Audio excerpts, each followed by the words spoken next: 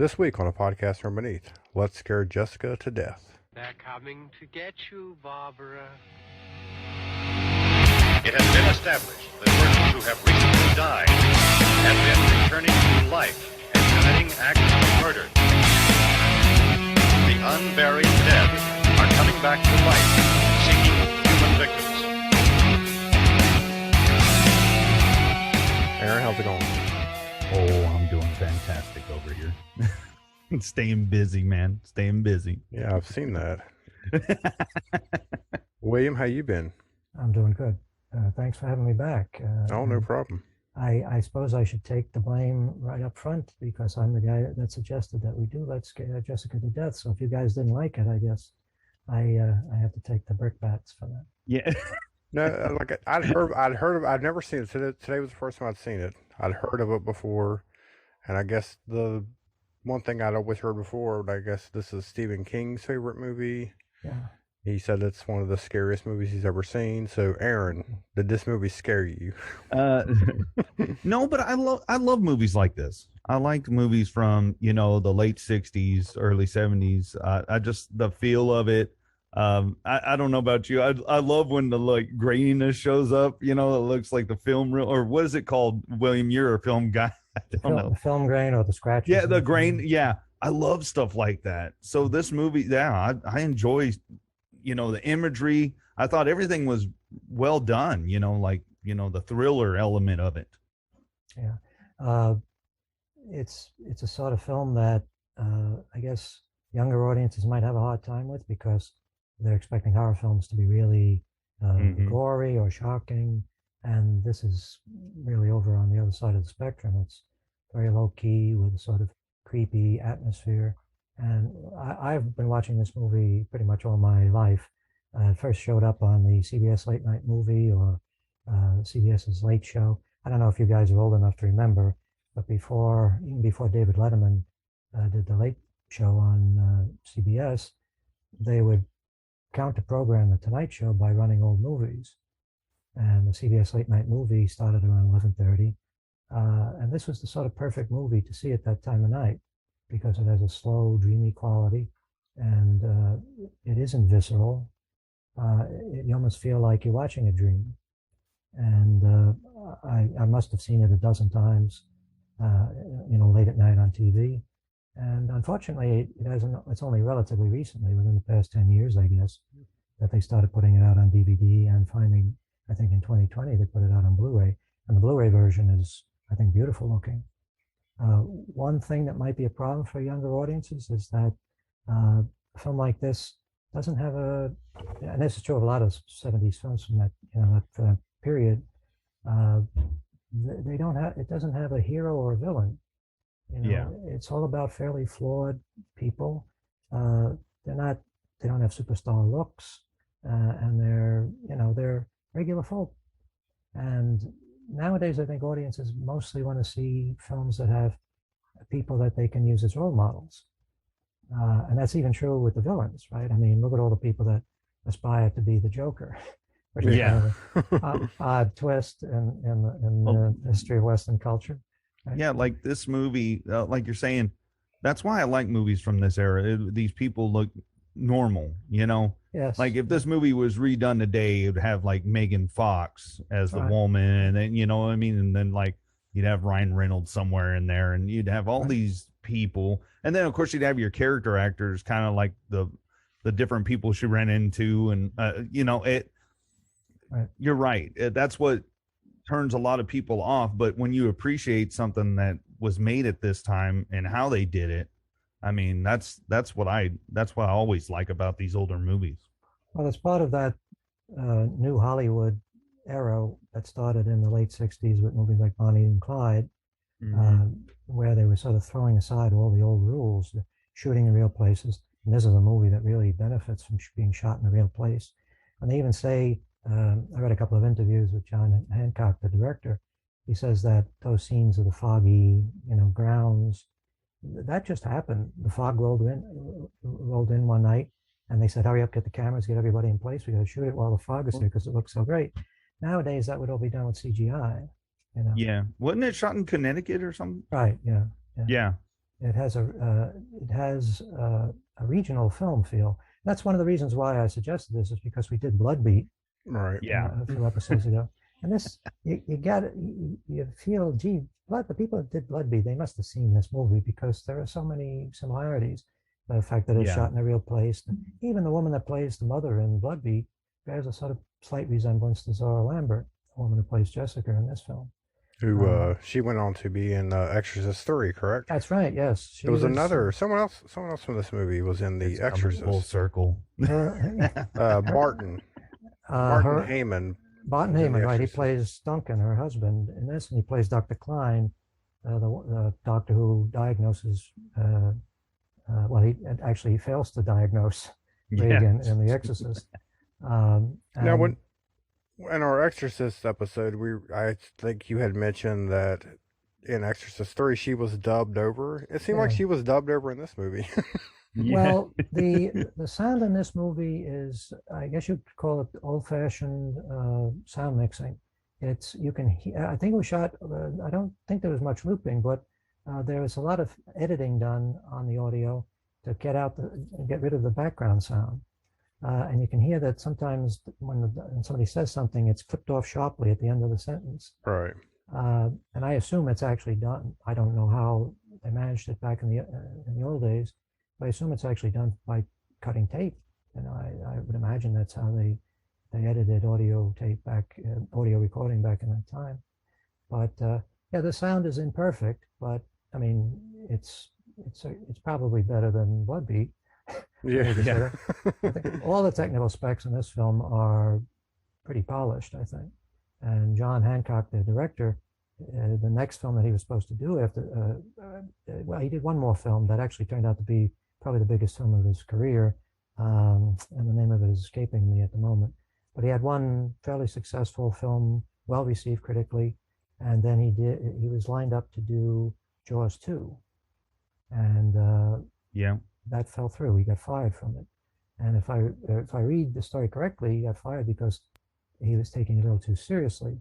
They wanted something that would be a little more of a, I don't want to say an exploitation movie, but they wanted to really take advantage of all the elements in the first film, and they just wanted to, I guess, almost do a remake of the first film. And he had some different ideas about how it should be done, apparently. But this script started as a comedy. It was written the first draft was written by a guy who went on to write episodes of All in the Family and other TV comedies. And it was called I Drink Hippie Blood, or It Drinks Hippie Blood. And when they approached, apparently it was produced by Charles Moss and his son, who were owners of a theater chain. And eventually they approached John Hancock on the basis of a short film that he had done that was well received. And he said he'll do it, but he wants to rewrite the whole script. And he said he wanted to do a more serious film, a real horror film, rather than a comedy, and actually it sounded, from his description of the original script, it sounded pretty preposterous. So it was probably wise that he decided to rewrite it.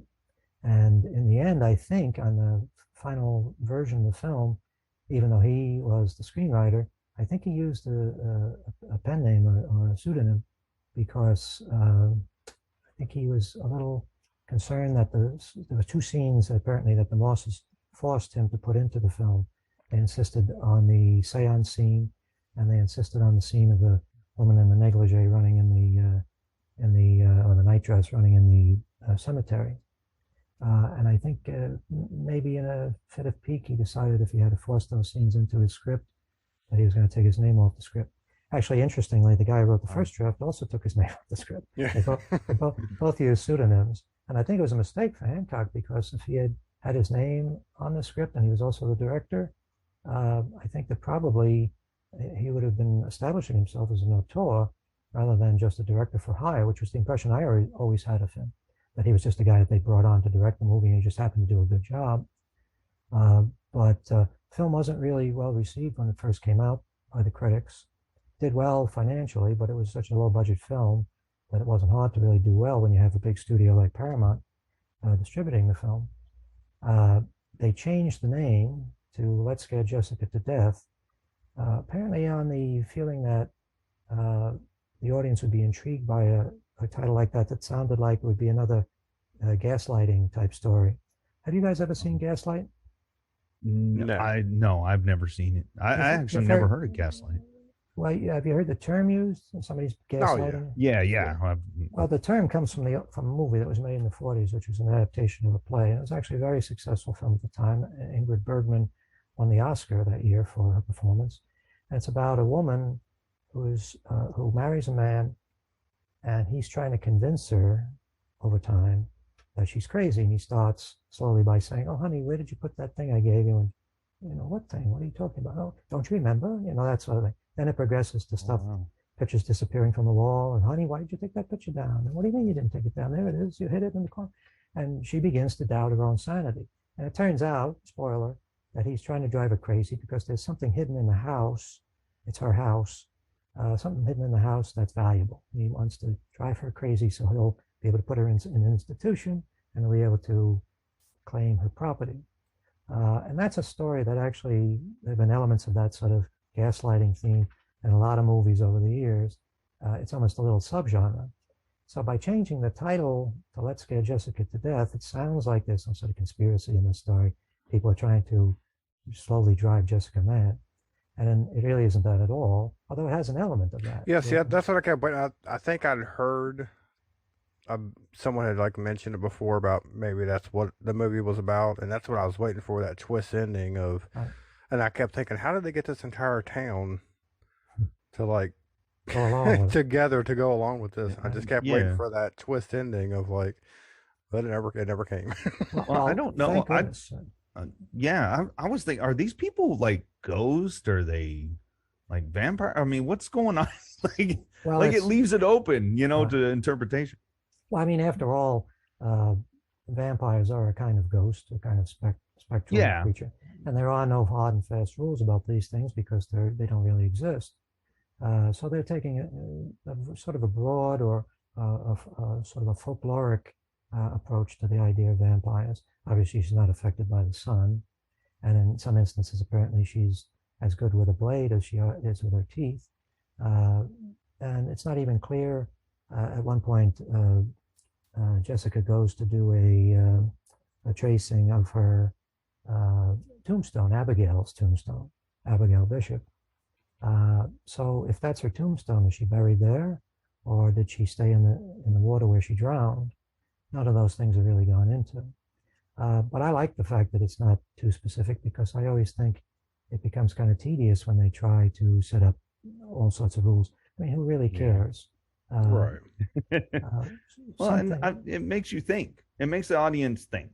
Right. And not, a lot of movies don't do that anymore. Like you touched on it earlier when you were like, okay, you got your villain, you got your hero, and all that stuff. And movies like this, I think, are important because it does leave it open. I mean, you just it allows you to think. And as we can see, people don't like to think because of the ending of The Sopranos. So people got pissed, like the hell. So that's It's interesting. This isn't a film that is necessarily getting great accolades on Rotten Tomatoes from average viewers. It seems to do a little better on Amazon and IMDb. But I think that it's kind of an interesting thing that so many young people today, I keep saying young people today like I'm 80 years old. But I think the same way. I'm not that old. I'm gonna be 40, and I still think like that. Well, like these young people. We have to recognize that each generation that comes up, they have their own tastes and their own attitudes about things, and they aren't always consistent. I could see some part of the audience saying, "Oh, I keep people saying we should watch this old 70s movie, and I'm not really into that. I like superhero things or things with robots and stuff. Who wants to have to do this like homework? Who wants to watch this thing?" And then when they watch it, oh, it's slow. There's no plot. It's just, maybe they're watching it on their smartphone or on a laptop, so they can't really get the effect of it. And let's be honest, if you watch this movie on your smartphone, you might just as well save your battery. Yeah. It's not going to have any effect at all. It has to be viewed on a fairly large screen, and you have to try to get completely immersed in it, because the only thing it really has to offer is the mood and the atmosphere. Yeah, I watched it with these headphones, and the soundtrack, I got to give it A+ for the soundtrack. That's one of Yeah, the the way first they things. done Yeah. the yeah the way they done the music, it almost had a George Romero type feel to it, with like the I guess it was kind of like just like a I guess a synthesizer, but there was Synthesizer. just like bass notes, just kind of Right. like moving you along.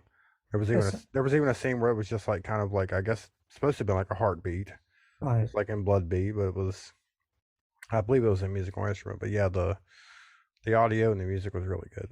Yeah, I think at least if we trust the IMDb, Wikipedia, this is apparently one of the first times that synthesizer was used in a horror film score. But it also sort of contrasts that with the sort of sweet lilting music, sort of wistful sound of some of the other music. Um, and that's particularly true of that song that she sings around the dinner table. And that's one of my favorite scenes. That whole conversation is a favorite of mine in this film because it feels so real. It feels exactly like sort of conversations that people like that would be having. And when starts plucking on her guitar, and then he goes and gets the bass and comes in and starts to play along with the bass, it's Right. a great effect because she's playing something that sounds sweet and lyrical, and he comes in and sort of adds the ominous note so that it's not this movie isn't going to end well. There's always going to be somebody coming in with a bass note, and that's exactly what happens. But it also you see the sort of the characters are sort of being developed there. Jessica is sitting there and she's filled with paranoia. And Jessica is one of those women, and I think it's a peculiarly female thing. They feel a need to smile and be friendly and be solicitous to other people, uh, even when they're questioning their own sanity, and even when there's a possibility that the people they're talking to might be a danger to them. I mean, Jessica is constantly smiling, even when Emily tries to drown her. Her reaction is, "Oh, please, oh no, thank you. Oh, Yeah. please, no, Yeah. please, and thank you." And little smiles, like hesitant smiles, like, "It's okay. I don't want to be drowned right now. Thank you very much." And that is perfect for her because she's so uncertain of herself. She has no trust or no faith in her own mental processes. So I guess she falls back on, maybe if I am polite, they won't kill me. Right. I can avoid the moment of conflict. I just make believe I didn't notice. That other great scene when they're in the attic and they're talking about the photo, and Jessica is sort of looking at it with a side eye, saying, "Oh yeah, but it looks so much like you." Yeah. And even then, she's sort of doing it with a half smile. Well, Yeah. she's standing right next to the person who's clearly in a photo from 100 years ago. So what did you guys think about the fact that we only hear like her voiceover? Do you think that had anything to do with was that like just the way it's telling us that she has some kind of mental problem or Well, I mean, we all have an inner voice, right? That's not a Mhm. sign of mental illness. And actually, at least as far as what happens in this movie, she's not hallucinating. There is a mute woman. I mean, that's found to be true later, right? And my feeling is that none of the things that go on in the movie are the result of her hallucinations. The horror of this story is you have a person who can't trust their own senses, who just so happens to be in a situation where there is a vampire who's killing everybody.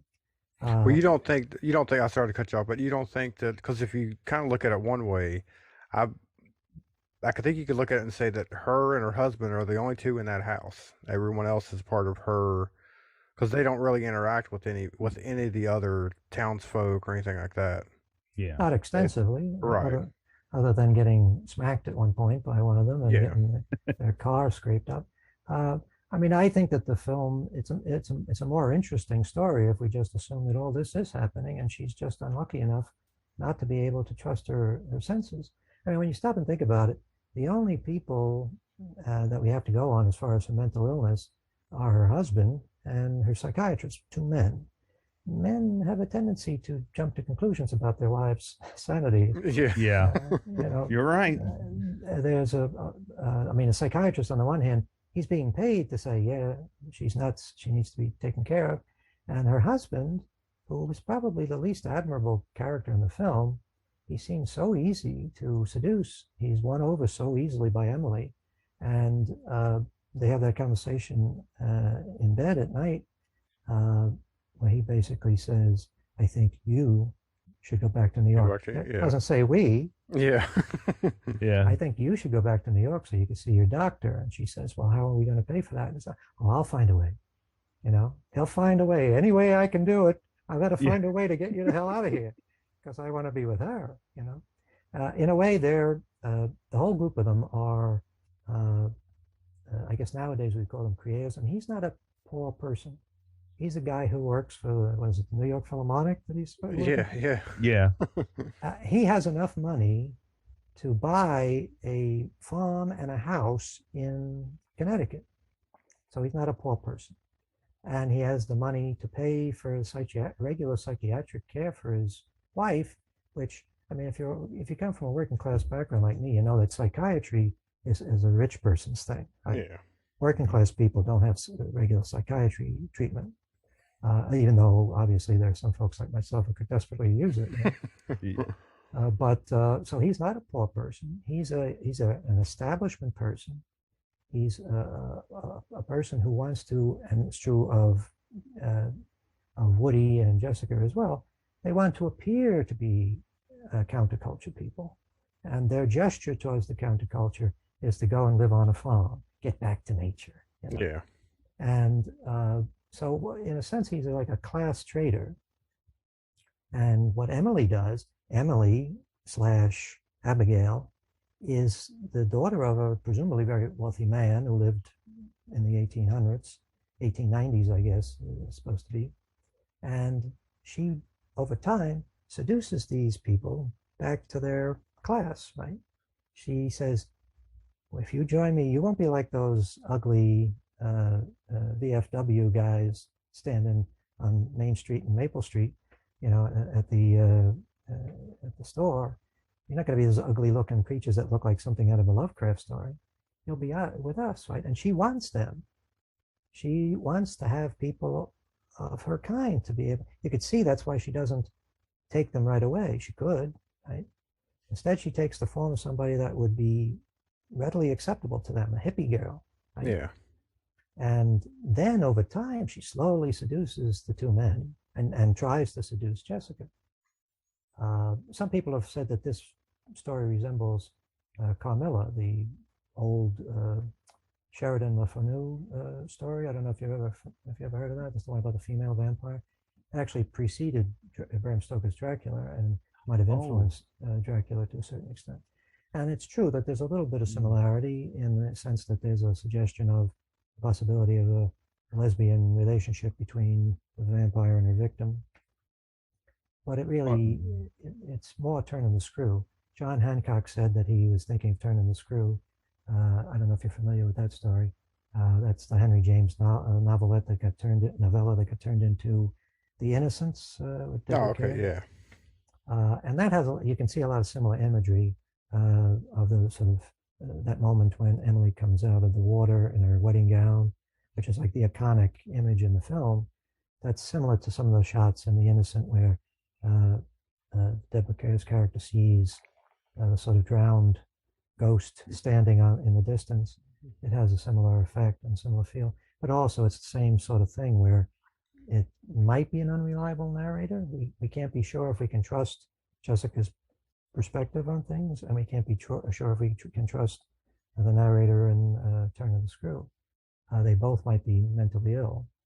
And I think that's that's what works with this movie and any kind of and I guess you can call it a psychological thriller kind of as well. Like anytime you can't trust like what your own eyes are seeing, like that's probably the scariest thing when you start thinking about it. You're like, man, that would be freaky seeing all this stuff. And it's, for the time that this came out, I think they did a very good job on, portraying that. They really did. And maybe that's why Stephen King is more of a thriller type guy or a psychological type person. If you can put yourself in their shoes for doing like what they're going through, that could scare you. And I know myself, that would scare the shit out of me. Like if I'm like I can't trust my own eyes. Like that's what you trust the most, right? You trust yourself more than anything. Right. And I Yeah. think that's what works for this movie, Well, a lot of Stephen King's things, I'm thinking particularly of Salem's Lot, have a very similar feel. The idea of people going to New England towns and having difficulty with whatever supernatural manifestation is there, sometimes questioning their own sanity. In The Shining, it's not a New England town that he's in, but certainly Jack Torrance has reason to doubt if what he's seeing is actually happening. Everybody in that movie has to question, right, whether or not what they're seeing is the result of cabin fever or actually happening. So I can see Stephen King liking this because it is kind of similar to some of his things. Why Rod Serling was so fond of it, that's a mystery to me. Yeah. It's possible that Rod Serling was simply reacting to the fact that it's not a violent horror movie, which most of the horror films at that time were starting to become. This is a period when you have a lot of very gory films coming out. So maybe he wanted to be a booster for this film because he saw it as a good, antidote or answer to those type of extremely gory films. But I think Zora Lambert gives it an extraordinary performance in this. And I think the high watermark for actresses playing women who have mental illness was Gina Rowlands in A Woman Under the Influence, John Cassavetes' film. And that is still an extraordinary performance. But this, the film is not on the same level, but this performance has many of the same strengths that Gina Rowlands has. The fear that you see in her face, even when she's smiling, that she may be saying something that's going to make them think she's crazy. She's constantly checking herself, and you can see her eyes sort of looking around, judging reactions of the other people. And there really isn't any certainty that she is insane. We can't even say for sure that what they thought was mental illness was a real mental illness. It sounds more to me like she just had a nervous breakdown after her father died. But people, as she says, when they are getting ready to do the seance, she says that she saw her father after he had passed. She saw him one night and he called to her. Well, that's something that happens to a lot of people after they lose a loved one. It's almost a recognized phenomenon in the literature. You can see frequently people think that they've seen recently deceased relatives, especially if it's somebody they had a real close connection with. So we can't really be sure that she ever was really so mentally imbalanced. Just seeing her father, I don't think would be enough grounds to assume that she's completely insane. But in the history of films and in the history of Western civilization, it's sort of been a common thing to jump to the conclusion that women are becoming hysterical or that they need to, be taken care of either through medications or they need to be institutionalized. Whenever they give you a hard time or whenever they do anything that is unexpected or contrary to the social rules, it's, oh, she must be crazy, poor thing, I have to put away. Yeah. And it was interesting, and just as a little sidelight, we talked about The Exorcist in one of the earlier episodes, and I was watching Suddenly Last Summer, which is a movie that was made from Tennessee Williams' play, and that's about a woman who has been institutionalized, and her, I guess, aunt, very wealthy, is promising a doctor, a famous psychiatrist, that if he performs a lobotomy on her, she'll buy him a whole new hospital. And she wants him to perform the lobotomy because she thinks it'll shut the woman up.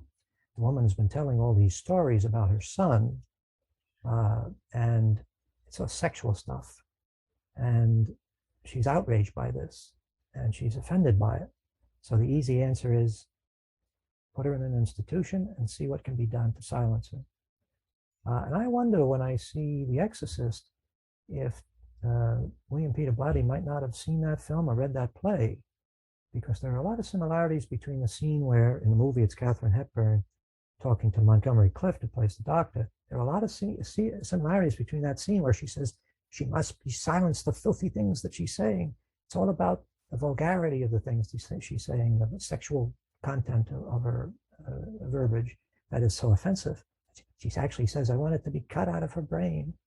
And in The Exorcist, you have that scene where uh, uh, I forget the name of the mother, McNeil. Yeah. She goes to the priest. She meets Father Damien on the bridge or outdoors, and she's hysterical in almost the same way. Something's got to be done. You should hear what she's been saying.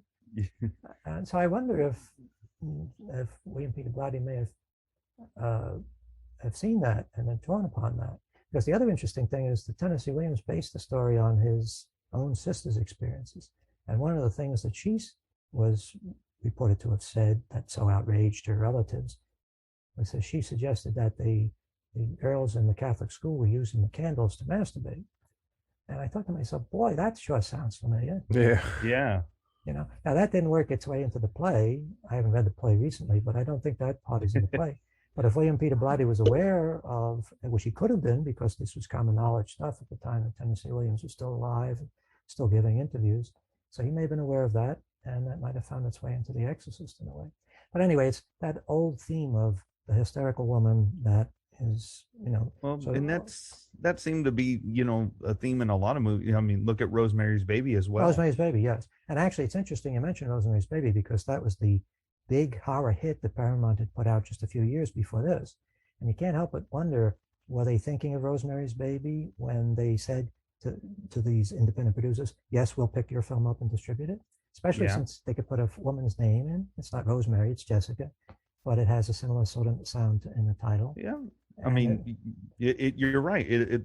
I think that was the main thing, where you have, this woman's crazy, through that whole film. She thinks she's losing her absolute, she's losing her freaking mind, like what the hell's going on? And everybody's playing into it.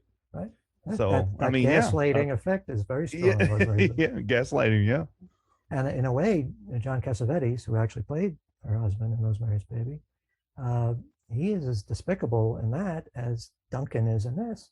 Yeah. Because it doesn't take too long before Duncan is actually necking with Emily when he's out of sight of Jessica. And they have that very artfully done scene where he's leaving the house, and Jessica has just had a moment where she's sitting on the stairs and she's just sort of imploring them to believe her. I really did see these things. You got to believe me. Nobody believes her. And they leave, and she goes upstairs and she opens the window and she looks out, and she can see her husband going and getting in his car. And Emily comes alongside. She can't see her husband, but she sees Emily lean down like this to kiss him. Yeah. I thought, well, that's perfectly done, right? Because there's no way, there's no other explanation for that gesture, right? It's not like you could misinterpret that. Well, maybe she dropped a penny. I don't know. She dropped a penny, right? He was showing her son. He was showing them the mole. Yeah, I mean, that's one of the little mistakes in the film. When they find the mole and they identify it as a mole, and then they have a close up, and it's clearly a mouse. Mouse, yeah. yeah. And that was explained by the fact that the mole that they had apparently died before they could shoot it. I thought I read that they couldn't even find the mole, so that's all they could find was a mouse. That's why it's not in the movie as much as I guess it should have been. Yeah, it's invisible from that point on. We just see the bowl that it's in, or the jar. But until they cut its head off at the end. and it's a field mouse that has to take the. But I always wondered why they didn't change the line, because it would have been an easy thing to just loop that one line and change it to a field mouse. And then I realized that a mole is more appropriate for the story, because a mole is almost blind and defenseless when you take it out of its natural habitat. And this is a story about a woman who's very mentally vulnerable, and she's being taken out of her natural habitat of New York, being brought to this place where she's surrounded by people who either think she's crazy or people who are openly hostile, like the townspeople. So in a way, you could say first mistake is that Duncan was very irresponsible in taking her to this place, because obviously somebody who supposedly is mentally fragile is just out of an institution. You don't take them, uproot them and take them to a place where they don't know anybody, where you have no idea what sort of reaction you're going to get from the local people. That's not smart, especially if you decide to spend all your money, apparently, to do that. I mean, they're reduced to actually selling the stuff that they find in the house to be able to get by. So that doesn't seem like a smart move. But I mean, at the end of the day, uh, this John D. McDonnell is a guy who I think you can say any sort of themes or um, references or political content or philosophical content that you think might be in the movie, it is. There's nothing that's unintentional here. He's trying to tell a story about how the counterculture people, hippies, as they might be called, became disillusioned and were sort of, they sold out, basically, right? They get to a place where it's easy to just sort of become decadent and to become part of that, become part of the establishment. And it may be a funny thing to say that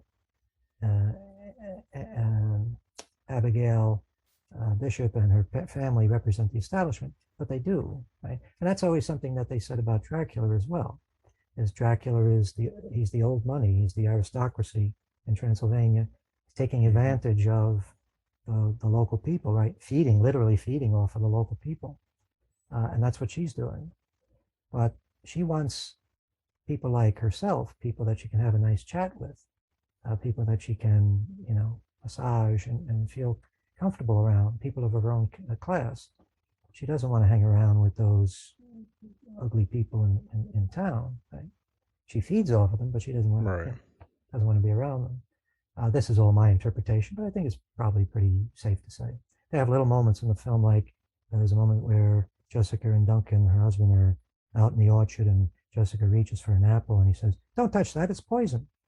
And then a few minutes later, after they interrogate the mute woman, and Emily approaches, and she's sort of, smiling wryly and approaching with a little wiggle in her hips. And what does she have in her hand? She's bouncing the apple. Yeah. So it's saying Jessica can't have the apple, but Emily can have it, and it's not even a big deal for her. She's so completely confident in herself that she can just sort of be juggling the forbidden fruit in her hands. So I can see why she's a more attractive person to Duncan and to Woody than Jessica, because that level of self-confidence is more attractive. But it also means you have to end up as a vampire. Yeah. Now the guy who played Woody, has he been in it? Because he looks so familiar. He does look familiar. He did, but I don't know. I couldn't find him. He did a movie, a TV movie where he played Humphrey Bogart, believe it or not, called Bogey, that was done in the 80s. He also did apparently a couple of episodes of Tales from the Dark Side. So if you saw that series, I don't know if you remember Tales from the Dark Side. Yeah, I do. He was in at least one episode of that. And I think, like a lot of these people, they ended up going on and doing a lot of television and a lot of theater. I think he established himself as an actor in theater and also a director. Mary Claire Costello, who plays Emily, and Emily, I think, is now one of my favorite movie vampires because she's just so cool. Yeah. There are a few vampires I really like, and Bela Lugosi's Dracula is probably one. This performance by her, and the vampire in Daughters of Darkness. Have you ever seen Daughters of Darkness? Yes. That woman who plays the lead, and I forget her name, she was actually she was a very good actress. She was in Last Year at Marienbad, and she had quite a reputation. But she plays a wonderful, stylish vampire in that. She almost charming enough to win you over to the idea maybe vampirism isn't such a bad thing. Yeah.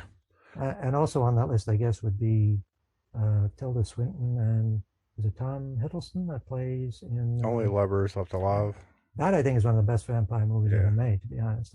It's exactly what Interview with the Vampire should have been, I think. You really buy them as real vampires, which is something you don't usually do in these movies. Well, another movie came to mind too, that when you were talking about vampire movies, the movie called Vampires. I think it came out in I think it was the 70s. Oh yes. About the two like lesbian vampires that live in the castle, and but they did a remake of that, right? Well, yeah, they did a remake of, but the original. The original was quite a good film, actually. Yeah, it kind of that. I just started thinking about that. Maybe it's based on that a little bit. Well, I think they both took from Carmilla, that story. Oh, okay, yeah. But that one is just loaded with sex. Yeah. And I read in Hancock's interview, he said that originally they wanted to have more nudity in this film, and he decided against it because he thought it felt more natural that they didn't do that. I think it's probably a good idea because it would have ended up feeling more like an exploitation movie. Yeah, I think Yeah, I think for sure. it's a better film without it. Yes, Without all the Vampires nudity definitely and- feels like yeah. an exploitation movie. Yeah.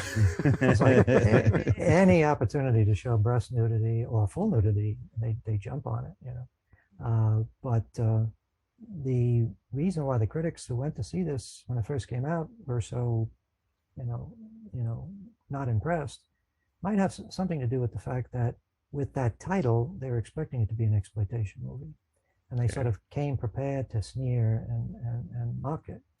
And critics don't like to take a chance. You know, if they see that something is being badly reviewed, they tend to jump on the bandwagon. Only somebody like Stephen King, who really doesn't care, he's so successful, he doesn't have to worry about whether or not his opinions are popular. He's the sort of person to come out and say, oh, I don't care what anybody else says. I thought this was great. You know? Oh, we don't care either. Oh, yeah, right. We don't. But we are not actually trying to make a living as film critics. Yeah. I've noticed that also with my film, that there's a tendency for the sort of bandwagism, if that's a word. You know, people who say, well, I don't think I'm supposed to like that, you know.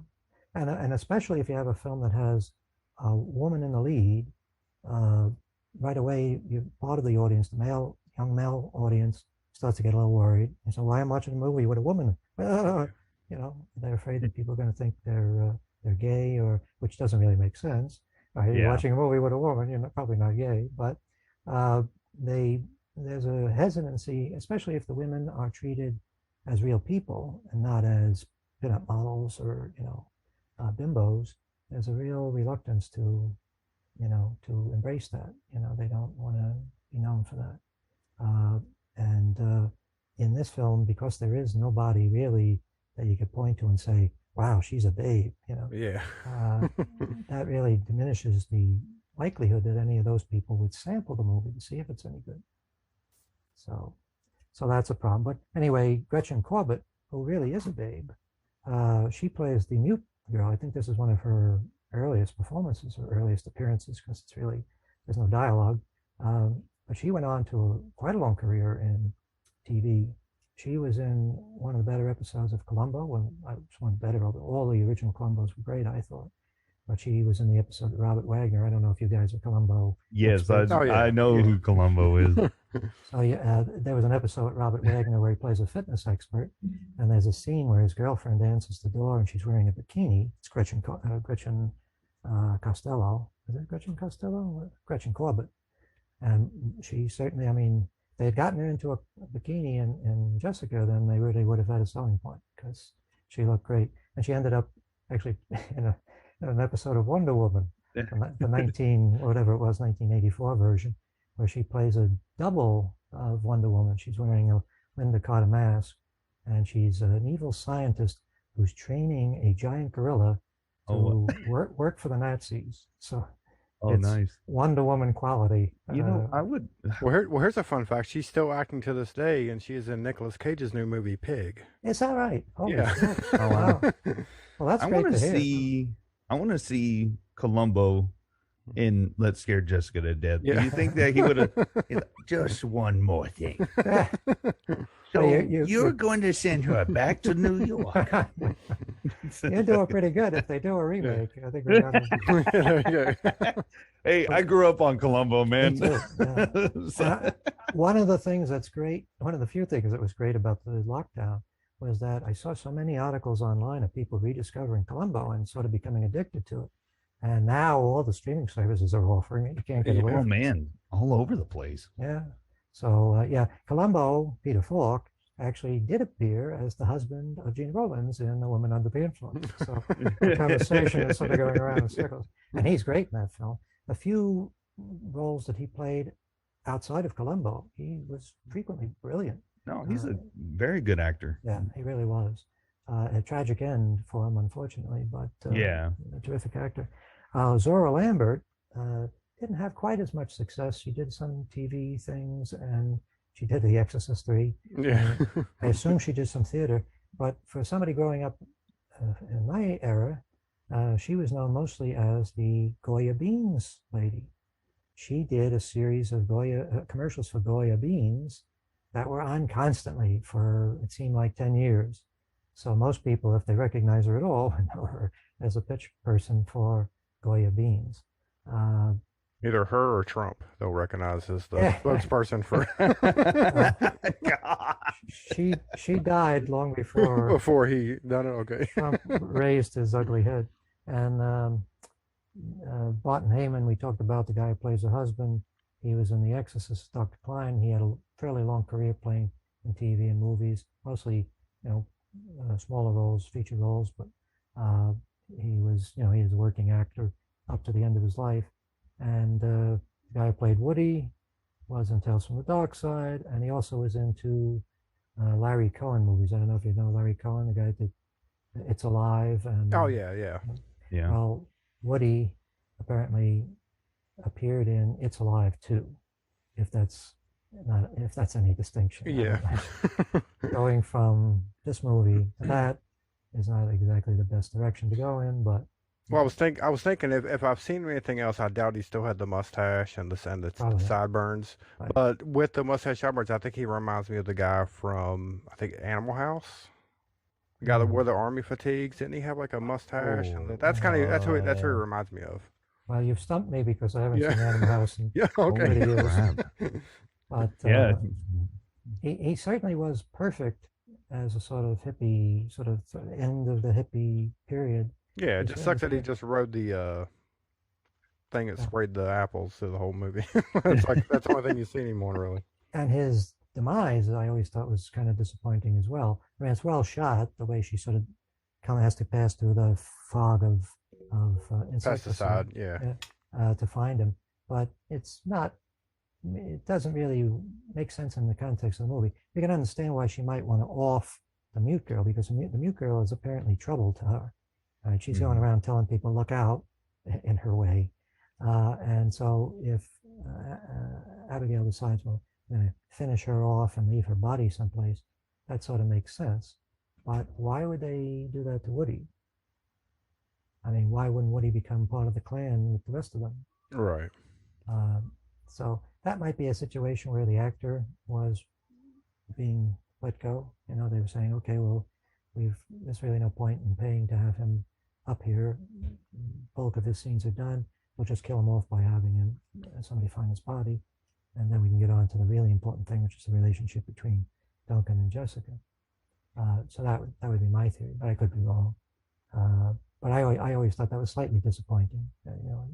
His death shouldn't have been the end of him if we're following, if it's following the rest of the story, right? Nobody really dies just because Emily cuts them or bites them. But Right. Yeah. but anyway, so it's a small cast. So there's only 3 women in the film, Yeah. and there really aren't that. There's only 3 men in the film, unless you count the townspeople who don't have any lines. So I guess it's balanced, but I do think that probably a lot of modern women would look at this and sympathize with what Jessica goes through here, having a bunch of men tell you you're crazy.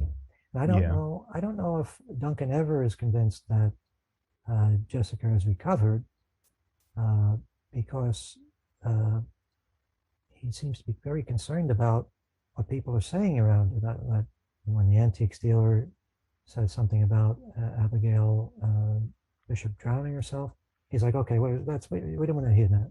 And so he's so afraid that he thinks Jessica's mind is still so fragile. I guess he doesn't really believe that she's fully recovered, because if you were with somebody who was really recovered, you would be able to refer to their experience without being afraid that it's going to tip them over into insanity. All right. So the fact that he still suspects that she may be mentally ill, and he still is willing to take her all the way out there where they don't know anybody, where they're far away from her psychiatrist, that seems pretty irresponsible to me. But if he didn't do it, we wouldn't have a story. So There you go. but I think it's a terrific film. It's sort of a haunting film, and there are little imperfections like the mole thing. There's one shot where we see a crewman's arm. I don't know if you caught that when you were watching, when they're sitting around the table and somebody's arm appears in the corner. But they're minor things, and Yeah. Couple scenes were out of focus, but yes, what are you gonna do? that's a problem you see. It was in a lot of film. these- yeah. It wasn't digital. They didn't Yeah, look at it right away. And they probably they didn't have any sort of video monitor to see if it was in focus. And I've seen that in quite a few films. Matter of fact, House of Dark Shadows, which I mentioned to you, which was another film that was shot up in New England in an actual place. And when I finally got a chance to see that in Blu-ray, I realized that quite a bit of it was out of focus. Right. And I could tell that it was out of focus because they had done so much work to try to sharpen it. And you can tell when on a picture that's out of focus has been artificially sharpened, it looks a certain way. And there's quite a few shots in that movie that are that way. But we can't blame them for that. That's just they didn't have the technology. That's why I like the older films. Yeah, you see the imperfections, but I think to me it just I don't know, it just makes it more real sometimes. It's nostalgic for me because I'll watch something, I'm like, oh man, I remember seeing that when it first came out. Or even the older films, you got to appreciate the time. And I mean, nowadays, yeah, there's still hard work being done in films, but back then, I mean, come on, that was really hard work. It was really hard, and you got to appreciate that. Yeah, and if the story's engaging and the acting's really good, then you don't care if there's a hair or dust in the gate. Oh yeah. I mean, but that's the thing. Like, just like he said in the beginning, everything's stylized now, and you have to. But go back to this, and if you just sit there and think, man, like, wow, that took a lot of hard work to get this done. Right.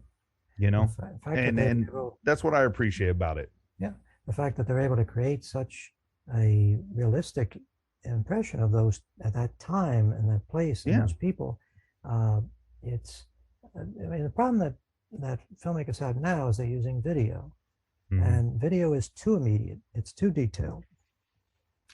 People talk about the soap opera effect, and high definition video that we have now, we don't get that too strongly. They've been able to work the technology so that it doesn't feel like a soap opera, but it's definitely leaning in that direction. So the filmmakers tend to do a lot of things to get back away from that as much as possible because they want to create a distancing effect. That's the best thing about film, is that it distances things enough.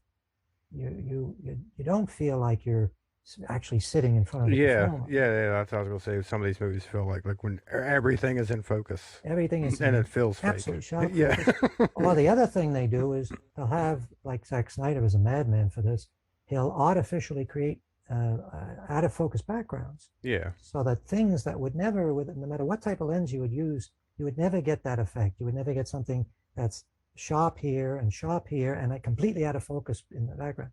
But in the computer, you can do whatever the hell you want. And to me, as soon as I see that, I say, it's not real. This is all like stuff that's been extruded from some sort of, like coming out of a tube or something. It doesn't feel like the genuine thing. It has no sense of reality. And of course, they play with the colors. Now, for God almighty, even the best filmmakers, they can't resist playing what they do in the color grading shit, making everything look green. Yeah. I mean, back then, pretty much, you shot something, your chance to make it look good happened when you were shooting it, right? You got the lights set up and the filters and everything, the right lenses. And then maybe when it was being processed, you could do a few little tricks to try to make it look brighter or darker or change the color to some extent. And obviously, the film stock mattered. But nowadays, back then you would get reality, really. It was 35 millimeter film that was a reflection of the world as it actually was. Nowadays, everything has been processed to death. Yeah, I mean, there's people that they sell they call them LUTs. Yes, LUTs. We're LUT crazy now. Yeah, you just plug it into After Effects and it makes your film look like the Matrix. Right, and they all green. It's all green. With all the choices that they have of LUTs, they all end up fucking looking like the Matrix. Yeah. See, I think that, I mean, for all the good things that digital does, obviously anybody can make a film now. In a certain way, it takes away from creativity. Does that make sense? Because like with film, it's like, hey, we've got to get this shot. Let's do it. Yes. And with digital, it's like, well, I don't like that. Let's redo it. Let's redo it. And then it's just like you've kind of taken away from. It's kind of taken away from it if you continue to reshoot it over and It's over the again. same effect that you get like when an actor goes out on stage, he knows he's got to get it fucking right. Yeah. If he doesn't get it right, it's going to be a humiliation. But when they're sitting in front of a camera and they know they could shoot all day, they don't have that same sense of urgency. I got to get this right.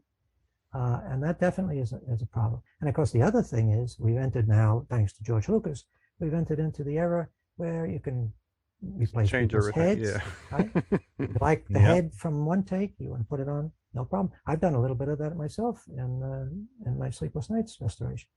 You just sort of swap and take pieces from everywhere, and over, if it's one thing when you're trying to fix something, if there's an obvious error and you have to fix it. It's another thing if that's the routine way of making films. Yeah. Nobody's ever in the same room. One person shot one day, another person shot another day, and you just put them together in the shot because they're all doing it in front of a green screen. I mean, some of the stuff in that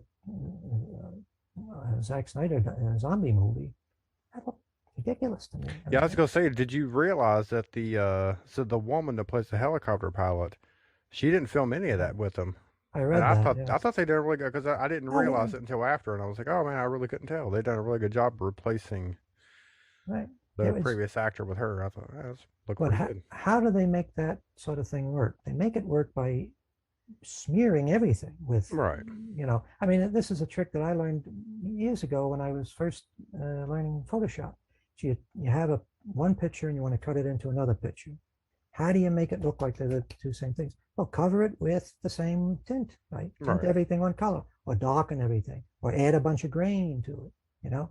Add something to the composite that makes everything, that brings everything together. Put it together, yeah. Yeah. And that's what we get all the time now. So yeah, they were successful. Although I wonder if she was actually there with the other actors, if they would have had a wider range of angles. They would have shot it. Yeah, it could have been. Yeah. Whereas I think, from what I've seen in the film, it looks like a lot of her stuff is close-ups of her that are cut into the film, and reaction shots from the other people. So yeah, it's just not a good direction to be going in, I think, because there's no consistent feeling. Back in the day, they used to work on scenes until the scene worked. Yeah. In other words, the actors would sit and they would keep doing it until they actually made it sing. Yeah. They got the effect that they wanted from the whole scene.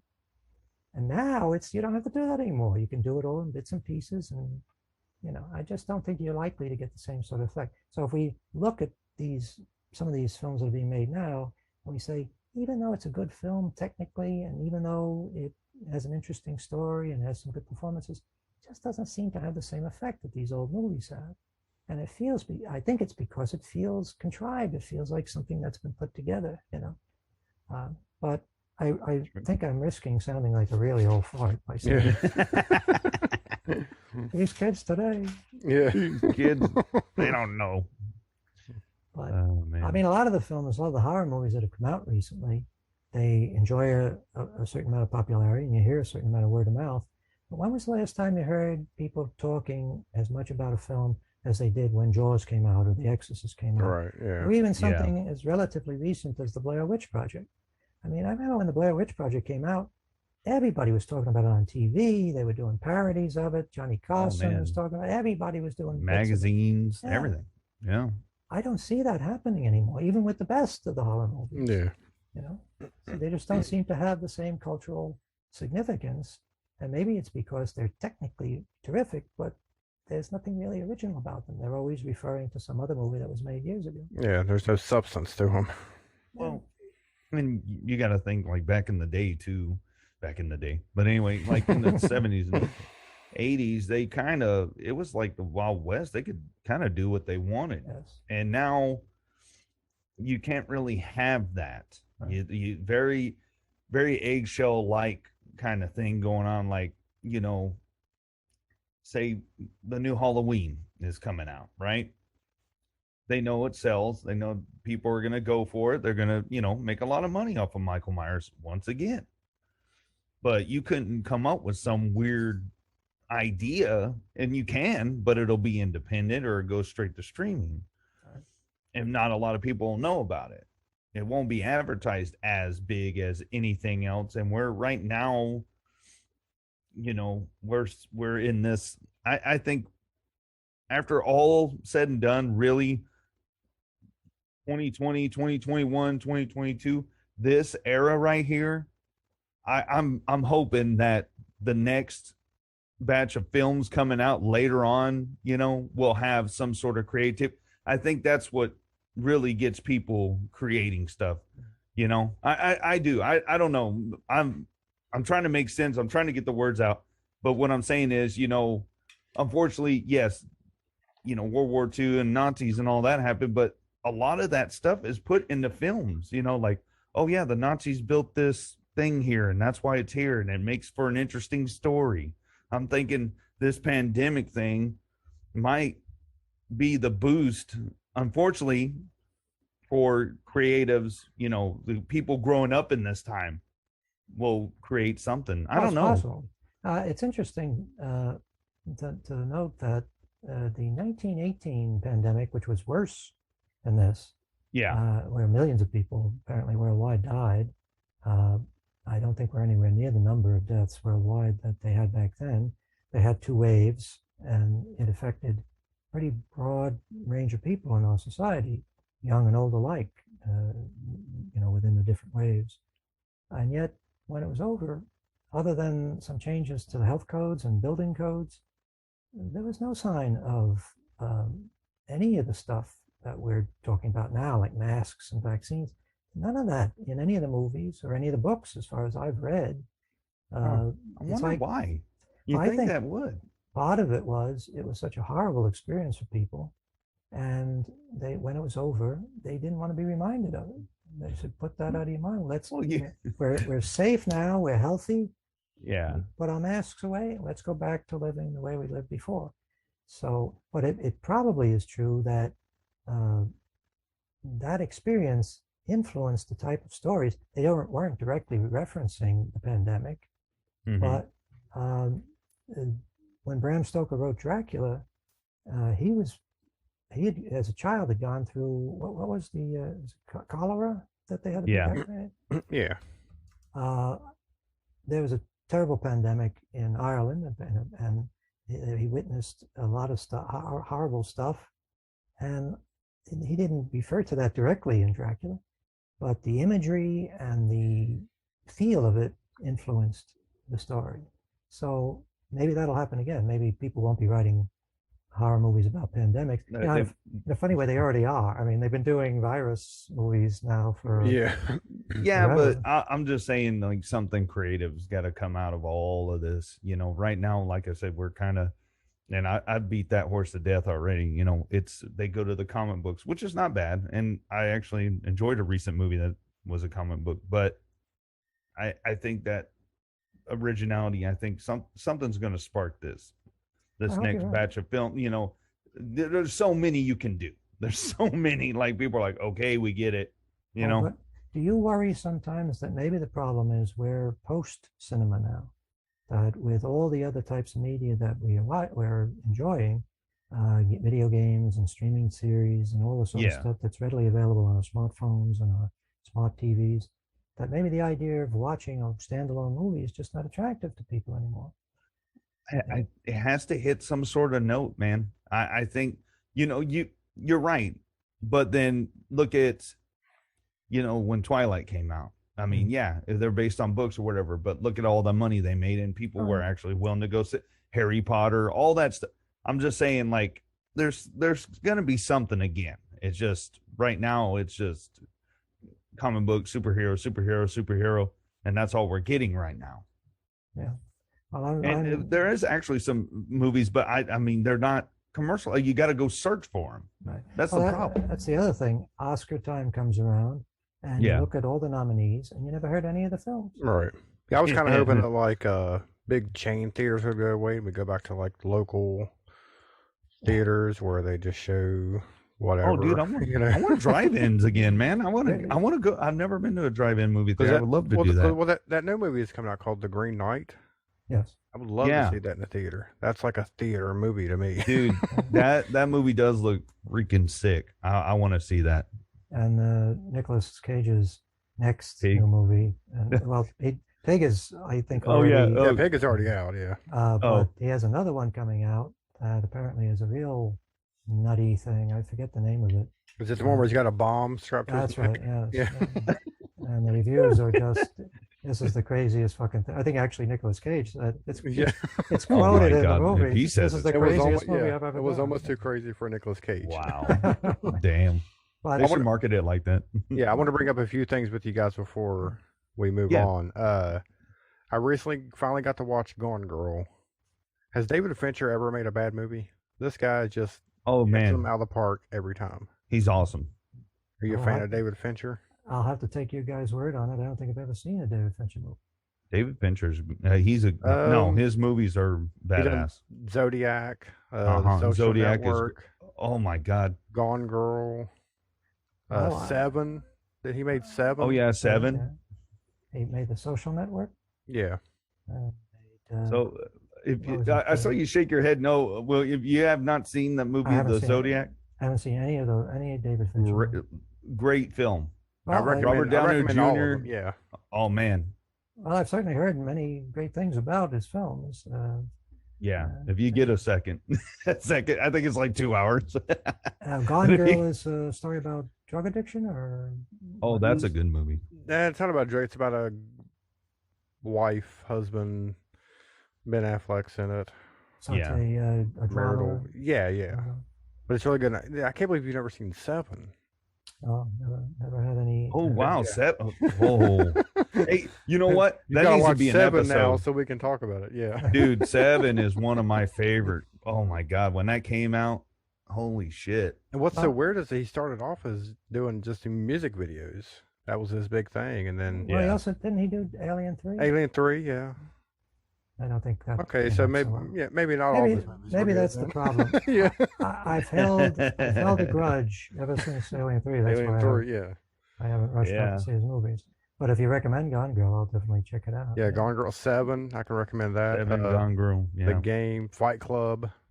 Oh, Fight Club. Man, that's a weird movie, and I like that one too. Well, Fight Club, I have to admit, that is a movie that is meme ready for our time. That's a film you see a lot of people talking about and Mhm. referring to. So maybe that's the equivalent of what I was talking about before. Those movies that are such great sensations that everybody's talking about them, because it wasn't really a box office success. It really developed its reputation afterwards, right? It was more cult. Yeah. It was more a cult favorite. Yeah, I remember seeing the trailer, and I remember seeing commercials, but I didn't rush to see it at the theater. But when it came out on video, I rented it, and I was like, "Oh, this is really good." I never read the book. I didn't know there was a book or anything Yeah. like that. Yeah. Apparently, there was a Uh, sequel to the book. Well, there's another one I'll have to watch. Yeah. Now, did you get a chance to watch what was it called? The Sword of Trust? I saw the trailer and I read about it, but I couldn't find any I don't place know where what I could that get is. it online. It's Mark Maron's film. Yes. But I'm trying to remember where I watched it at. I think I want to say I watched it on Netflix, but I can't remember now. I'll have to look for it and let you know where I watched it at. I don't have Netflix and I don't have Disney Plus and I don't have Oh, okay. Amazon doesn't. Prime. Or... You can probably find it on your Russian Facebook. I want to see Iron Man in Russian now. Yeah. Well, Iron Man 3 seemed to be made for the Chinese audience primarily. Yeah. Oh, yeah. They actually shot separate scenes with Chinese actors to appeal to the Chinese market. Oh, yeah. Didn't help the movie as far as I'm concerned. No, it did not. It wasn't one of my favorites. But Shane Black apparently benefited to some extent. He went on and made a bunch of other movies based on the success of that. So I don't know if that's a good thing. But Yeah. I mean, he'd done stuff before, so he did the remake of Predator. yeah. Oh, yeah. That's something we desperately needed. I still we did. I haven't We seen that did. one yet. Yeah, I haven't seen that one yet. Oh, don't. Well, I think I'll save you some time, but don't see it. Yeah. that's the interesting thing. They were talking for a while about doing a remake of Let's Get Jessica to Death. I can't imagine what they would do. No. But That would ruin it. all these movies that we are talking about, all these successful movies, are getting ready to do a remake of The Exorcist or sequels or What do something. you think about the budget they got for that one? What Look is it? at 400 million or something? It's like more than that. It was an Jesus. outrageous. It was an outrageous number. But I think aren't they talking about doing a series of films or a streaming series? Is it just one standalone film?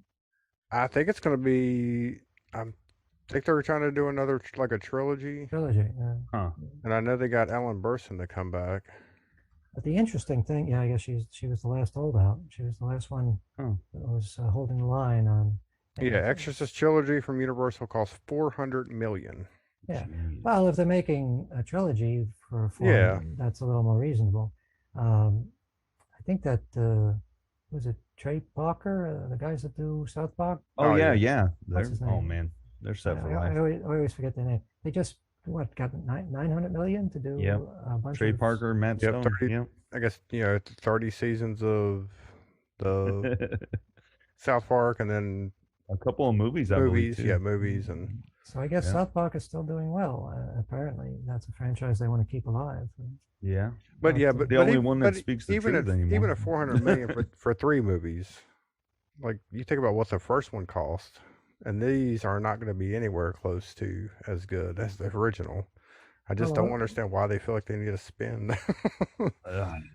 all that money. All these horror films that we respect from the past have all been remade, and nobody remembers the remakes. They even Mhm. had instances where they remade them twice because they got it wrong the first time. And they did it a third time. How many times have they basically remade Halloween? I lost count. Oh, yeah. Nightmare on Elm Street. Did they have 2? No, they've done one remakes? remake of it. One was it- remake. Was there a That's sequel it. yet to the remake, or No, did that, No, it 'cause didn't do was well at horrible. all. It bombed. But I mean, even doing one is probably a mistake. And when you look back at, if you wanted to watch Nightmare on Elm Street, what would you pick? Would you pick the remake or the original? I'm going to go the original. Oh, yeah. Original. All the way. So, Texas Chainsaw Massacre, that was remade. Who Yeah. even remembers it? Several It- times. Well, and that's the thing, like Texas Chainsaw Massacre, I mean, don't touch it. I mean, that's like the greatest one. I mean, that's how they did it. But the remake, I'm not gonna hate on it. I don't hate on it. It's actually pretty good, but it is there was just something. The first one wasn't as gory, the original. Right. So yeah. I think what it comes down to is that novelty and originality really do Mhm. matter. It's very Yeah. hard to be surprised if you go to see a movie that is a remake of something you may have watched 50 times in your life. And if they do it differently, then you're disappointed because you're coming to it because it's the story you supposedly know. So Yeah, it's a just like no-win with situation. Manhunter, that came out before Silence of the Lambs, Yeah. and then after Silence of the Lambs becomes popular, then of course they're going to redo it, so they remake it and call it Red Dragon, and it's just not as good as Manhunter was. Manhunter. I don't care that Anthony Hopkins was in it. I think that Manhunter is a superior film of those two. Well, it certainly there was a sense of integrity to Manhunter. I wasn't really a big fan of Manhunter because I'm not really a big fan of that director. What's his name? Shit. Now you got me thinking. Yeah, I can't. I know who you're talking Miami about. Vice guy. Yeah, I was going to say, Oh, it Michael definitely, Mann. it definitely had a Michael Mann, yeah. yes. It definitely There had a you go. Miami Vice feel to it. Thank you. The fucked up thing is he mentioned Miami Vice. I was like, Michael Mann. He's made other good movies. That one was crap. Well, he did a film that I saw in the theaters that I was very impressed with, which was Thief with James Caan. And I thought that was a terrific film until I watched it again years later. And I said, well, it suffers from Michael Mann's disease. Everything is like musical montages and things like that. And, Yeah. I mean, I acknowledge that he has a style, and I appreciate that. And I appreciate Manhunter has a very distinct artistic vision. He knows what he wants to do. And it certainly makes it superior to Red Dragon, which just looks sort of like a cash. Yeah, well, I think that William Peterson had a better performance than Edward Norton did. Yeah. The guy that played the main villain, I can't remember his name. Ralph Fiennes. That guy was the guy in the original was way better. Oh yeah. Oh He was God, he's way been on so creepier. much. Shit. Yeah. I know who you're talking about. It just wasn't needed. It just looks like they decided, well, we have this property, and Anthony Hopkins has had a great success in this role, so we'll remake that again. Do you think that when they, because Hannibal, we all agree, is not that great of a movie. But do you think he signed like a 3-movie deal? That's why he had to come back. That's Yeah, why I they had think to do it. so. Well, I think that. possibly. Although, to be honest with you, Anthony Hopkins, as much as I admire him as an actor, he's kind of indiscriminating when it comes to picking scripts. He's willing to do Transformers movies. Yeah. So, Yeah. I don't think that when you have a tremendous success like Silence of the Lambs and they're willing to pay you a vast amount of money to come back and do it again, why would you turn them down? And if they do, they say, we'll give you even more for a third go around. Then he said, okay, I've done enough of that. Right now, I'll move on to something else. I've made enough to buy, a small city somewhere, so I can move on to another project.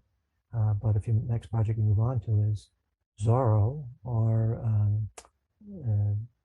Transformers movies, then I guess that indicates that you're not really, you're not afraid of getting down and swimming with the kiddies. Right.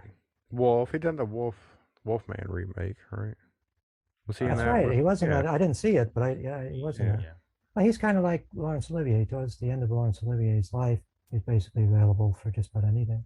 Laurence much. Olivier ended up playing Van Helsing in a Dracula film. Yep. Yeah. So I think stories like Dracula or Frankenstein, they lend themselves to multiple retellings because they have sort of mythic quality to them. You never really see a film of those stories where you say, that's it, we don't need to see any more. It's always slightly unsatisfying. And so if they do another version, they have different takes on it. Over the years, maybe the culture changes and there's different political or philosophical attitudes at large, and you see that reflected in a Dracula adaptation. That makes the thing interesting. It brings it alive for a new generation. Yeah, I think Aaron had mentioned before they're going to do a movie based on Renfield. Yes. And I was like, that doesn't really interest me because it's not. Yeah. It has not. I don't know. It's not going to have mean- Dracula in it. It's just like, how interesting is this character going to be? A side character by himself. Well, the real You know, problem you never with know. that is we don't know. It's Universal that's doing Renfield, right? Yeah, I think so. So we don't know if it's the Renfield from the 1931 Dracula that they're doing, or if it's the Renfield from the book. If it's the Renfield from the book, then they don't have much to play with, because Renfield in the book basically spends all his time in the nut house. He's actually he lives and dies in the book in the nut house. He gets out, I think, a couple of times, but to warn Mina, but other than that, there's really not much you can do. That's the other thing that I find a little troubling about the direction that we're in, is this sort of fake artiness or the attempt to create a sort of veneer of sophistication by saying, oh, we'll take that minor character. So it won't be Dracula. Dracula sounds too on the nose. Be Renfield. It's a character. We're going to expand the Renfield universe. Yeah. They're going to make him like a modern day millennial when he's like an assistant to a surgeon or something. I don't know. So basically what they do is they change the thing so that it ceases to be the character that, like Van Helsing, when they did the Van Helsing movie with Hugh Jackman. It's conceivable you could do a series of movies with Van Helsing, but what they did was they turned him into, who's the character that Robert Howard wrote? Not Conan, but his other, he had like a supernatural witch hunter type guy. Yeah. Solomon Kane. He became, Van Helsing became like Solomon Kane. He's just this guy who's got swords and, bows and arrows going around hunting vampires. That's boring shit, Van Helsing is interesting in the book and in the movie because he's a person who lives in the real world and he's confronted with this extraordinary event and he has to come to terms with it, which is true of all the characters in that story, right? But as soon as you say, well, he's a professional vampire, then, every day is just another, oh, there's vampire, shoot the vampire. It's boring. And they tried to do that with the reboot of The Mummy, right? They had the Tom Cruise reboot of The Mummy. Yeah, I never watched that. I haven't watched that one. Red Letter Media did a very entertaining review of that. And they pointed out the absurdity of it, of trying to, I know that the Brendan Fraser movies were very popular. I wasn't a big fan myself. I liked the first one, but the sequels I wasn't that crazy about. But that's fine. That came out after Raiders of the Lost Ark. They wanted to have their sort of Indiana Jones. So it wasn't really The Mummy. But now they're going to have another series that's supposedly part of the Universal Dark Universe. Yeah.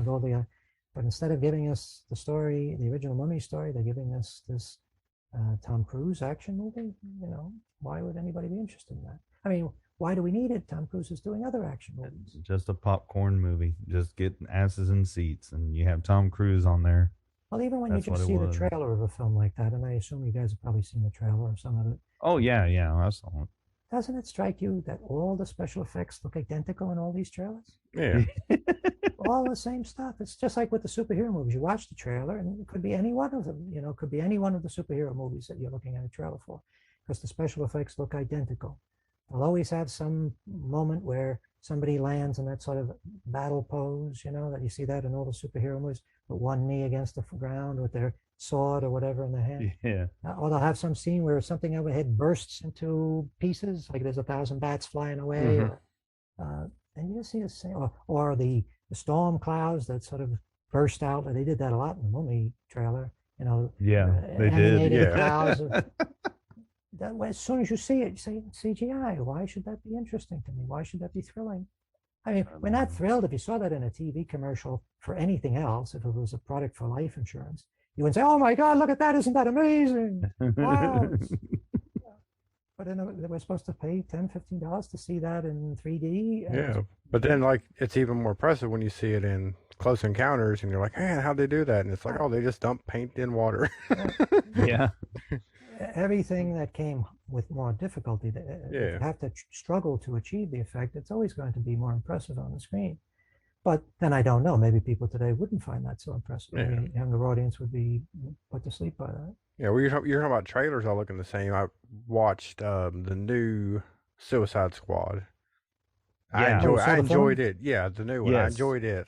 It was But fun. Yeah, Fun movie. apparently the original, the one that came out previous to the one that was horrible, the studio hired the company that edited the trailer to re-edit the entire movie. And I guess There you that go. was like a big problem What? with that one. Yeah. That's They weird. liked the trailer so much. Well, so said, they just, yeah. you Nah, guys have a James- whack at it. James Gunn, he did a fantastic job. He's doing good.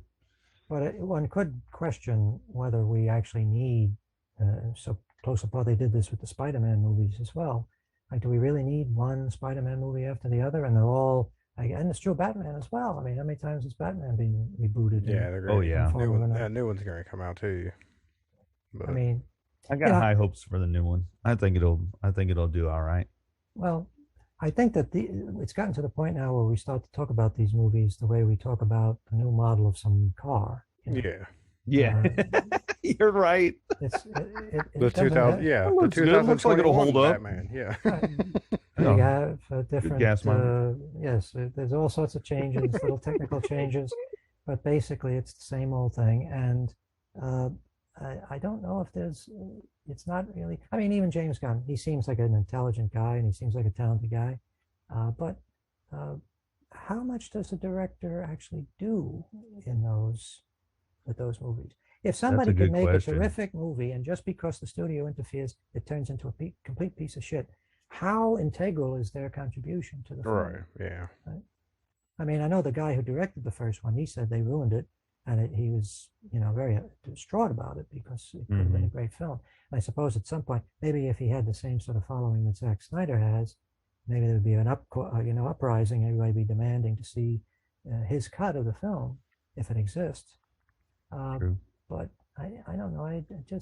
It's hard for me to wake up any enthusiasm for any of these things because we've seen it before, and even if it's technically well done, it just doesn't inspire me, doesn't excite me. I mean, you enjoyed the Suicide Squad, but do you expect to be thinking about it or revisiting it anytime soon? I'd probably watch it again. I thought it was a different take on what they've been doing with superhero movies. Well, and I noticed in this one, Carrie, they because it's James Gunn, he's from Troma. A lot of practical effects were used in this. Yeah, even Lloyd Kaufman was in it. Yeah, Lloyd Kaufman was in Yeah. it for like a second, and I didn't notice this. They played the Toxic Avenger on the TV in the background in the prison. Yep. I didn't notice that. So yeah. Well, Lloyd Kaufman is the original practical effect. Oh yeah. So that's I think that's why I enjoyed it, because I could tell like, oh wow, they did practical effects in this. There's a lot of CGI, don't get me wrong, but there was there were some practical effects, especially with the gore and stuff. Yeah, there was Pretty cool. there was a lot more character building. Yeah, be was. done. There was a lot. And Yeah. you know me, I'm not, a big fan of that kind of stuff, but it was actually pretty freaking good. So, Yeah. Well, I guess I don't know what I'm looking for. I'm yeah. sort of a man without a country cinematically. yeah. I There don't you know go. what would interest me anymore because it seems, and this is not new, it seems like everything is being done to appeal to a mass audience. And now the mass audience includes countries where English is not the main language. hmm So there's a tendency to go for visual spectacle. And, when Martin Scorsese gets into uh, a squabble with people over him saying that's not cinema, I mean, to be honest with you, the fact that what he seems to always return to is doing more gangster movies. I don't know if that's much better. To be honest, Right. Yeah. I think we've seen enough gangster movies. Yeah. But his larger point that it's not cinema, that shouldn't necessarily be an insult. I mean, there's a lot of movies that were made back in Hollywood's heyday that would never be referred to as cinema. They were just, you know, films that were made to fill a need. They needed to put out so many movies. They need to have films on screens and theaters all over the country. A lot more theaters back then than there are now. And they needed constant product. So a lot of that stuff is just product. And maybe Yeah, that's plus what, it's also, I mean, it's not classic cinema in that sense, but it's definitely the Marvel movies are definitely the summer blockbuster sell popcorn cinema movies, you know. I mean, that's what started Yeah. with Jaws. That was like the first summer blockbuster. well, it's interesting that a film like Jessica, a lot of people might say, "Oh, it's boring. Nothing happens. It's not scary," uh, and they wouldn't know what to do with it. The same people will watch endless episodes of streaming series that really consist of nothing but people talking to each other. yeah. Stories that are never resolved. Right. Yeah. And yet they don't find that boring. And so I think that people are thinking of movies in a different way now.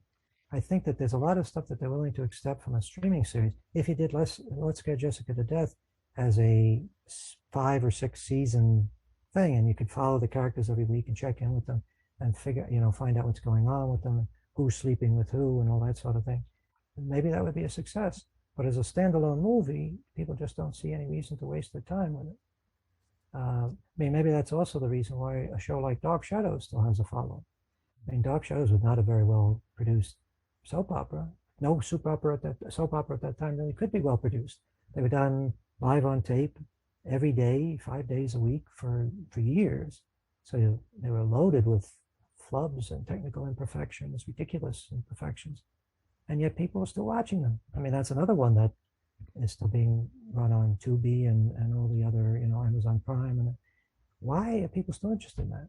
It's Right. because the size of it goes on forever, right? It's the same with Doctor Who. Doctor Who is Yeah. another 50 one. years of that show, and Star Trek. it's still going strong. Yeah, Star Trek, same thing. Endless iterations of basically the same stories, and people feel comfortable with it. And that's really, they're looking for a family, they're looking for folks that they recognize and feel comfortable with. But with a film like this, and it's true, a lot of the movies that were made in the New Hollywood era, in the 70s, they don't appeal to a modern audience because they're not designed to appeal to an audience. They're Yeah. people the artists doing what they want to do, and saying, let's break the rules. Hollywood has been doing stuff for the audience for decades. Now we want to do something for ourselves, just to shake things up, just to do something different.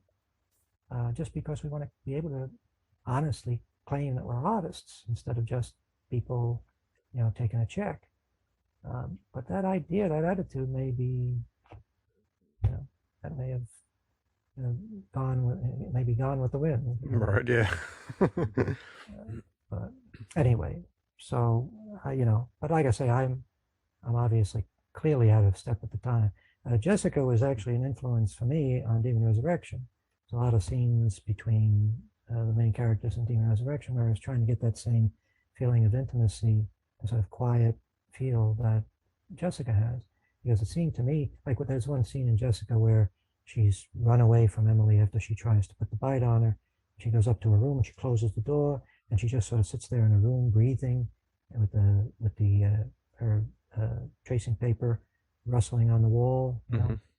And I always thought that was a very effective scene because it's something you can remember in your own life, particularly when you were a child doing that, retreating to your bedroom and sitting there in the silence and sort of listening to what's going on, trying to hear what's going on in the rest of the house. And then she does the other thing, which I thought which is interesting, sort of psychological insight. When she gets up to leave, she gets up to finally try to see if she can creep out of the house. She puts on her clothes. She washes up and she puts on her clothes. Right? It's like somehow that gives you confidence to put on your clothes, right? Tuck your shirt in, and okay, now I'm ready. You can open the door now. I'm ready to take it on. So that's another thing that sort of resonated with me. The character seemed real, seemed like a real person, and it seemed like she was being caught by the camera being real rather than somebody trying to act. Yeah. So it has, I won't say it has a documentary feel, but it has that sort of slice of life quality, that cinema verite quality that makes the whole thing more effective as far as I'm concerned. Oh yeah. All right, so Aaron, Yo. what have you been working on? What you got coming up? I know you got a movie coming out, right? Yeah. Well, it's already out. It's actually it's for sale. The Death Park, The End. Ken Ace Brewer. I keep saying this and I'll say it again. He worked his ass off on this one.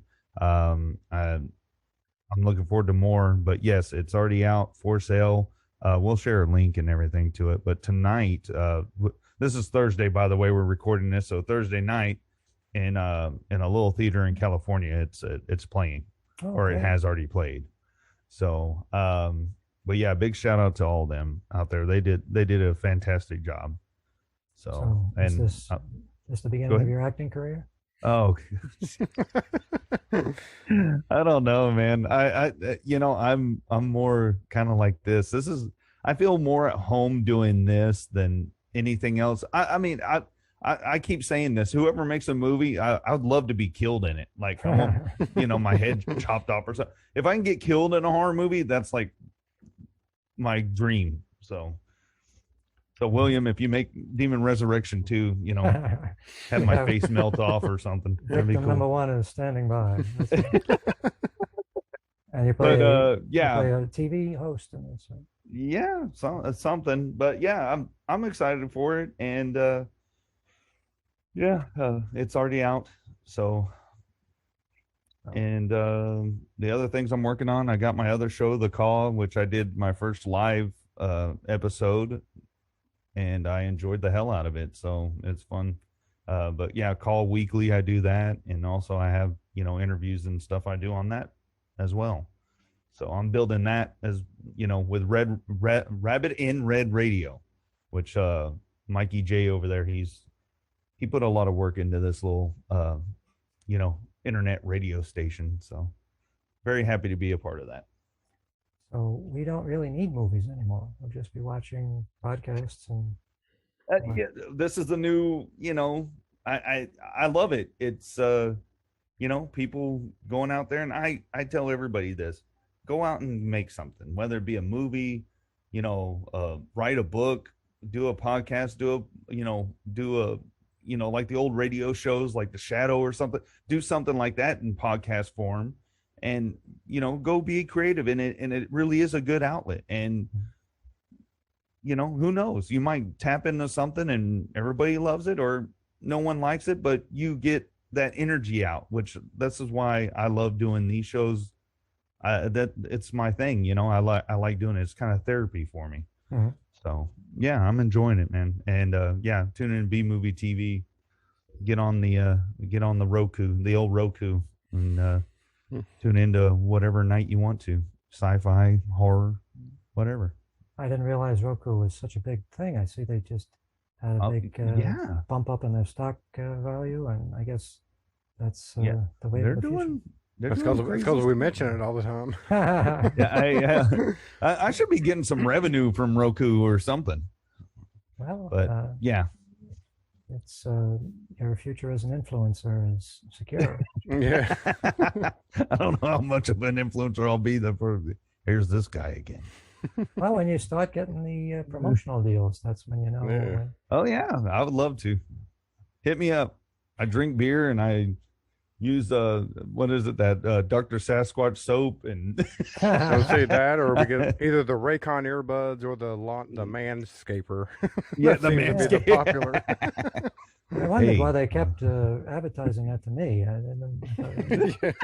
What do they know that I? Oh, what was it? The ball dip. Okay, what did we say the last time? Oh, yeah. Oh, did you guys see these advertisements on YouTube for some sort of shaving product or grooming product? I think it is, or maybe Yeah. it's a drink that's based on Star Wars characters. It's like, Oh, that's that's a Dr. Squatch soap. They got special it's- ones coming out for Star Wars now. isn't that interesting? So, dude, it's interesting that Dr. Squatch went from just advertisements here or there, and then you'd see them all the time on Facebook, and then all of a sudden they blew up. And I started using it because of word of mouth, not because of their advertising at all. Because I'm like, what is this? A friend of mine used it, and he's like, dude, this is some good soap. So I got it, and I actually do enjoy it. Well, it must have been pricey to get the license to use Star Wars. Yeah, Oh, yeah. dude, I don't know. They did great. So Do we need to people start really wanna- advertising on Facebook, Gary. That's what we need to do. Yeah. Well, if it worked for them, I guess. No shit. They took off. Or All right, maybe so you got to what- start doing in program commercials. We You could have do to that start too. Yeah. Recommending your Yeah. favorite chewing tobacco, or Start holding up Yeah. the we need to do that. product like that. yeah, there you go. Hey, calm down. If he does a video, he's got to blur that shit out. I already had my water bottle over here. I was like trying to not show the label. You So- never know. They might see that. They might say, "Send this guy a case of whatever." You know, Yeah. get Do some it. freebies. So, William, what do you got coming up? You working on anything? Well, I'm hoping that Sleepless Nights, which is a restoration of my first film, is going to be finished by the end of October. Awesome. So, The trailer, the trailer really looked good. oh, thank you. I'm happy to be able to finally come to the end of it and get it out there, and see what people think of it. Oh yeah, I'm so- excited for it. I really am. I want to see that Well, when it it's, comes out. We're facing a little bit of headwind because it's a very old movie. It's 20 years old, and it was shot in standard definition video. So, I don't know how it's going to look, but we're doing our best to try to make it look as good as possible. And Awesome. I'm learning some editing tricks to try to improve pace and try to make the dialogue flow better, and Ooh. so that if nothing else, people won't be embarrassed to be associated with it. The standard that I've set. People won't be embarrassed to know me. yeah. But that's up, and of course, Demon Resurrection is on Tubi TV, and it's Hell yeah. available for rental on Amazon Prime, and I got a bunch. It's actually a couple of channels on your Roku thing. Yeah, it was on B Movie TV on Saturday. Oh, I that's tuned right, in. yes. It was right there. I was like, "Oh crap, that's awesome!" And there are two other movie channels on Roku that are actually playing it on a regular basis. So I'll put all that up in links on the Demon Resurrection Facebook page for people so that they can see it. All right. If they haven't seen it already. I have a feeling that there's probably a few people that haven't seen Demon Resurrection. Probably a couple. I think you're starting a following though. I really Is it? am. I dude, a lot of people watch B Movie TV, so you'd Well, be it- surprised. It took Let's Scare Jessica to Death, 50 years to... Yeah. Oh, Well, let's it hope does it take that goes long. like in the next 5. Yeah, 5 I can handle. But, 5, 10, not 50. and I appreciate that you guys have been an important part of getting the word out. So Oh man, it's made a big difference. Oh yeah, I enjoyed it. I still enjoy it. part of it. Thank you. All right. Well, thanks for joining us this week to talk about this movie. I recommend everybody watch it at least once. I would probably watch it again. It's definitely a slow burn. It has like a Hitchcock feel to it, but I enjoyed it. And you It's guys, interesting you say that because Yeah. Hitchcock said he made everybody watch Hitchcock movies. when There you he- go, you yeah, see. Oh, wow. So So you- didn't I take- interrupt. yeah, I take it both of you guys recommend everybody watch it at least once or a couple Oh yeah, times. for sure. For Well, I sure. probably watched it about 30 times in my life. I imagine I'll be watching it again.